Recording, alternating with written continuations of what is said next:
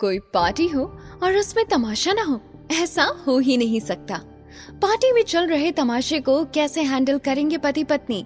क्या अनन्या पार्टी के बहाने आरोही और विक्रम के बीच दरार डाल देगी, या देवेश अपने भाई विक्रम के लिए अपने प्यार की बलि देगा? मैं इस शहर को छोड़कर तो नहीं जाऊंगा, लेकिन भाई के इस दुनिया से चले जाने के बाद ही आरोही के पास वापस आऊंगा और तभी उससे शादी करूंगा। उससे पहले मैं आरोही से दूर रहने की पूरी कोशिश करूंगा। देवेश अपने ख्यालों में था। तब एक ट्रॉली पर केक लाया गया। अनन्या केक काटने के लिए आगे आई और उसके साथ विक्रम भी खड़ा था। अनन्या के केक काटने के बाद साक्षी ने कहा, घर में अभी बस हम लोग ही हैं और केक भी कट चुका है, तो क्यों ना पार्टी को और इंटरेस्टिंग बनाने के लिए हम लोग ट्रूथ एंड डेयर गेम खेलें। आरोही ने जब कहा कि वो ये गेम नहीं खेलेगी, तो साक्षी ने आरोही को ताना मारते हुए कहा, हाँ, तुम तो खेलने से मना करोगी ही। तुम्हें डर जो है कि कहीं इस खेल के कारण तुम्हारा काला सच सबके सामने ना आ जाए। जिसके दिल में चोर है वो सब तो यहाँ मजे से बैठे हैं। जब उन्हें कोई डर नहीं तो मुझे किस बात का डर होगा? मैं भी खेलूंगी। साक्षी के खतरनाक इरादों से अनजान आरोही ने गुस्से में आकर बोल तो दिया कि वो खेलेगी, लेकिन वो इस खेल के अंजाम से अनजान थी। गेम के लिए जैसे ही आरोही ने हाँ कहा, अनन्या और साक्षी दोनों ही बहुत खुश हो गए। सभी लोग टेबल के चारों तरफ लगे सोफे पर बैठ गए। अनन्या ने गेम शुरू किया। अनन्या ने बॉटल घुमाया और बॉटल साक्षी और विक्रम के आमने सामने जाकर रुकी। मेरा सवाल है कि क्या आप आरोही से प्यार करते हैं? मैं इस सवाल का जवाब देना जरूरी नहीं समझता। कोई और सवाल है तो पूछो, वरना मैं डेयर के लिए रेडी हूं। छोड़ना, तू क्यों मेरे फियांसे के पीछे पड़ गई? जब उसने बोला कि उसे इस सवाल का जवाब नहीं देना है तो तू डेयर देकर कुछ और करवा ले उससे। ठीक है, आपको अगर सच नहीं बताना तो ना सही, लेकिन आपको मैं जो डेयर दूंगी वो किसी भी हाल में करना पड़ेगा। साक्षी के शैतानी दिमाग में ये बात चल रही थी कि आज वो किसी भी हाल में विक्रम के दिल की बात जान कर रहेगी। ठीक है, तो आपके लिए डेयर ये है कि आप अभी सबके सामने मेरी बहन अनन्या को किस करेंगे। विक्रम ने गुस्से भरी आंखों से साक्षी को देखा, क्योंकि विक्रम किसी भी हाल में अनन्या को किस नहीं करना चाहता था। लेकिन अनन्या, जो कई कोशिशों के बाद भी विक्रम के करीब आ नहीं सकी थी, साक्षी के इस डेयर से काफी खुश थी। जब अनन्या आपके बच्चे की मां बनने वाली है, तो फिर आपको उसे किस करने से पहले इतना सोचना क्यों पड़ रहा है? ठीक है, मैं तैयार हूं। विक्रम उसके करीब गया और उसके गालों पर किस कर लिया। इससे पहले कि साक्षी कुछ बोलती, विक्रम ने बोला, मैं सबके सामने इतना कर पाने में ही कंफर्टेबल हूं। इतना बोलकर विक्रम वापस अपनी जगह पर बैठ गया। विक्रम ने बेशक अनन्या के गालों पर किस किया था, लेकिन आरोही ने जब विक्रम को अनन्या के इतने करीब देखा तो उसकी सारी उम्मीदें टूट गई। चूंकि आरोही प्रेग्नेंट भी थी, इसलिए इतना ज्यादा स्ट्रेस लेने के कारण उसे घुटन होने लगी और उसने अपने पास रखे फ्रूट जूस का ग्लास उठाया और उसे पी लिया। अनन्या अभी विक्रम के किस करने की वजह से खुश थी और आरोही को वो फ्रूट जूस पीता देख उसकी खुशी दोगुनी हो गई, क्योंकि उसने आरोही के जूस में कुछ मिलाया था। विक्रम ने जब अपना डेयर पूरा किया तो साक्षी ने गेम को आगे बढ़ाने के लिए रिक्वेस्ट की। सब लोग अपनी अपनी जगह पर बैठ गए। साक्षी ने बॉटल घुमाई और इस बार बॉटल आरोही और अनन्या के आमने सामने रुकी। तुम्हारे लिए मेरा सवाल ये है कि तुम्हारे पेट में जो बच्चा है वो देवेश का है ना? अनन्या ने जैसे ही सबके सामने ये सवाल किया और विक्रम और देवेश दोनों को गुस्सा आया ही, लेकिन आरोही के गुस्से का ठिकाना नहीं था। उसने कभी नहीं सोचा था कि अनन्या इस हद तक गिर सकती है। आरोही ने अपने पर्स से वही इंजेक्शन निकाला और अनन्या को चुभाने के लिए आगे बढ़ी। तभी देवेश ने आरोही का हाथ पकड़ लिया और बोला, मैं मानता हूँ कि तुम्हें अभी बहुत गुस्सा आ रहा होगा, लेकिन भूलो मत, अनन्या अभी प्रेग्नेंट है और ये इंजेक्शन उसके बच्चे के लिए हार्मफुल हो सकता है। क्या हुआ? सच छुपाने की प्लानिंग हो रही है क्या? आरोही को अनन्या पर आज बहुत गुस्सा आ रहा था और जब से उसने वो फ्रूट जूस पिया था उसका सिर भी थोड़ा घूम रहा था। मैं डेयर चूज करती हूँ, क्योंकि मुझे तुम्हारे फालतू सवाल का जवाब नहीं देना। तुम्हारा डेयर ये है कि तुम देवेश को किस करोगी। तुम आज पागल तो नहीं हो गई हो? अरे, इसमें इतना ऑफेंड होने वाली क्या बात है? तुम दोनों शादी करने वाले हो, इसलिए इतना तो कर ही सकते हो। आरोही अपनी जगह से उठी और देवेश को पकड़कर उसने किस कर लिया। देवेश इतने सालों से जिस पल का इंतजार कर रहा था, आज अचानक ऐसे वो पल आ गया। लेकिन विक्रम के गुस्से का ठिकाना नहीं था। विक्रम गुस्से से बौखला गया था। आरोही और देवेश का किस देखने के बाद उसका गुस्सा उसके काबू से बाहर हो गया। वो आरोही के पास गया, देवेश को साइड किया। विक्रम की इस हरकत से उत्कर्ष, अनन्या और साक्षी सब हैरान थे।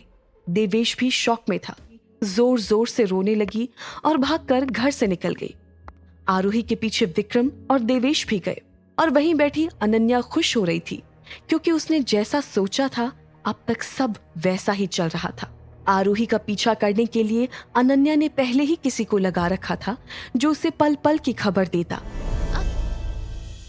विक्रम को फिर से सीने में दर्द उठने लगा था। थोड़ी देर आरोही से दूर जाने पर अगर उसे इतना दर्द होता है, तो जब उसका कॉन्ट्रैक्ट खत्म हो जाएगा और आरोही उसे हमेशा के लिए छोड़ के चली जाएगी, तो उसकी क्या हालत होगी, वो सोच भी नहीं सकता था। अनन्या विक्रम के पास बैठे हुए ये सोच रही थी कि विक्रम को अचानक आरोही से इतना प्यार कैसे हो गया था। वो जानती थी कि उसके मन में आरोही के लिए फीलिंग्स हैं, पर वो फीलिंग्स इतनी स्ट्रॉन्ग हैं कि वो सबके बीच में उसके होने वाले पति को उसे किस करने से रोक दे, वो भी तब जब वो पार्टी में सबके सामने राजवीर बनकर बैठा था। अनन्या को आरोही से जलन हो रही थी। उसने और साक्षी ने मिलकर आरोही के जूस के ग्लास में दवा मिला दी थी। आरोही ने निकलने से पहले उसकी आंखों के सामने उस ग्लास से जूस पिया था। देवेश को आरोही के पीछे जाते देख वो श्योर थी कि थोड़ी देर में वो दवाई अपना असर करेगी। दूसरी तरफ आरोही रोते हुए अनन्या के घर से निकली। आरोही, आरोही! वो तेजी से चलते हुए आरोही के सामने आके खड़ा हो गया और जिस वजह से आरोही भी रुक गई, वो तुरंत ही उसको हक करके रोने लगी। शांत हो जाओ आरोही, शांत। देवेश ने उसके आंसू पोंछे, अपनी गाड़ी की तरफ चलने का इशारा किया और कहा, चलो मैं तुम्हें घर छोड़ देता हूँ। वो गाड़ी की तरफ जाती इससे पहले उसे अजीब सा ख्याल आया। देवेश कितना खूबसूरत है, बड़ी बड़ी आंखें, सुंदर भूरे बाल और गुलाबी होठ। हालांकि आरोही अनजान थी कि ये सब इसलिए हो रहा है क्योंकि अनन्या की दी हुई दवा ने अपना असर दिखाना शुरू कर दिया था। देवेश ड्राइवर सीट पर आगे बैठा तो उसने देखा कि आरोही की सांसें चढ़ी हुई थी। उसे समझ नहीं आया कि उसे क्या हो रहा था। तुम्हारे होठ कितने सुंदर हैं देवेश। क्या तुमने पार्टी से निकलने से पहले कुछ पिया था क्या? मुझे पता नहीं ऐसा क्यों लग रहा है कि तुम्हारी ड्रिंक स्पाइक थी। आरोही को किस तरह की दवा दी गई होगी, ये अंदाजा आते ही देवेश को समझ आ गया कि आरोही आगे बढ़े इससे पहले ही देवेश ने मामला संभाल लिया। वो जल्दी से गाड़ी से उतरा और दूसरी तरफ जाके आरोही को भी उतारा। उसके बाद वो आरोही को बिना वक्त गवाए स्विमिंग पूल की तरफ ले गया और आरोही को संभालते हुए पानी में उतार दिया, क्योंकि उसे पता था कि अगर आरोही थोड़ी देर पानी में रहेगी तो दवा का असर धीरे धीरे कम हो जाएगा। इस वक्त विक्रम भी घर से बाहर निकला। अनन्या उसे अपने साथ बहाने से लेकर आई थी कि विक्रम अगर आरोही और देवेश को देख ले तो हमेशा के लिए उससे बात करना बंद कर देगा, पर यहाँ उसका प्लान फेल हो गया। आरोही को पूल में देखकर विक्रम आंगन में तेजी से भागते हुए गया और पूल में छलांग लगा दी। तुम्हारे पेट में एक बच्चा है, अपने लिए नहीं तो कम से कम उसके लिए ही अपना ध्यान रखो। नहीं, गर्मी, बचा लो प्लीज। आरोही ने ये शब्द कहे तो विक्रम को वो रात याद आ गई जब वो खुद इस हालत में था। शायद किसी ने उसकी ड्रिंक्स में कुछ मिला दिया था जिससे उसे बहुत तेज गर्मी लगने लगी थी। विक्रम उसे तुरंत कार की तरफ लेके गया। अनन्या नाटक करते हुए कहने लगी, अरे क्या हुआ आरोही, चलो इसे जल्दी हॉस्पिटल लेके चलें, हटो यहाँ से। अनन्या ने गुस्से से अपने दांत पीस लिए क्योंकि उसका पूरा प्लान चौपट हो गया था। उधर देवेश अपनी गाड़ी में बैठा विक्रम को आरोही को उसकी गाड़ी के अंदर ले जाते हुए देख रहा था। उसने अपनी गाड़ी स्टार्ट की और वहां से निकल गया। थोड़ी देर बाद जब दवा का असर कम हुआ तो आरोही को होश आया। वो एकदम से रुक गई। आपने 3 बार मेरी जान बचाई है, उसने अपने बैग से 3 पुराने सिक्के निकाल कर कहा, ये सिक्के मेरे लिए बहुत इंपॉर्टेंस रखते हैं। आज से ये उन 3 एहसानों की निशानी है जो आपने मुझ पे किए हैं। आज के बाद से हम भले ही साथ हों या ना हों, ये 3 फेवर्स मैं आपको लौटा दूंगी। हर एक फेवर जब मैं पूरा कर दूंगी, उसके बाद आप मुझे एक सिक्का लौटा देना। आप जब चाहें जो चाहें वो मुझसे मांग सकते हैं। मैं जो भी कर पाऊंगी जरूर करूंगी। ये कह के वो गाड़ी का दरवाजा बंद करके चली गई।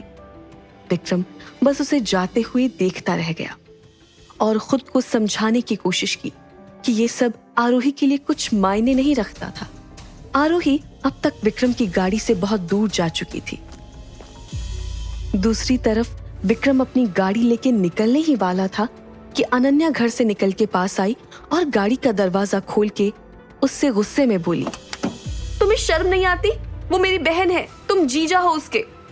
3 महीने में हमारी शादी होने वाली है और तुमने जो किया है वो बिल्कुल माफ करने लायक नहीं है। और जो तुमने आज किया वो क्या वो माफी के लायक है? अनन्या समझ गई थी कि वो फिगर आउट कर चुका है कि आरोही को जो हुआ था उसके पीछे अनन्या का ही हाथ था। वो डर के मारे चुपचाप खड़ी हो गई। क्या सजा देगा विक्रम अनन्या को? क्या आरोही कभी ये जान पाएगी कि उसके पेट में असल में विक्रम का ही बच्चा है? क्या विक्रम अपने दिल की बात कभी आरोही को समझा पाएगा?